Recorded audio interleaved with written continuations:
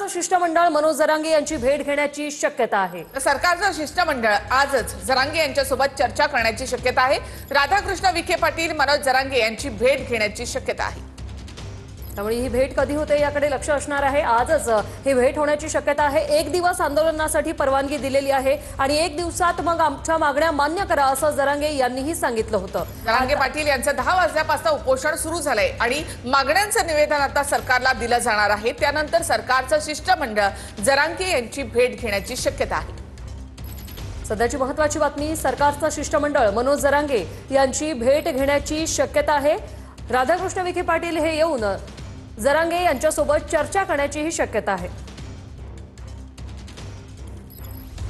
अधिक माहिती आपण घेऊयात आमचे प्रतिनिधी संजय सरोदे यांच्याकडनं। संजय, आता जरांगे उपोषणाला बसले, साधारणतः 2 तास झालेले आहेत। सरकारचं शिष्टमंडळ जरांगे यांना भेटणार अशी ही माहिती मिळते।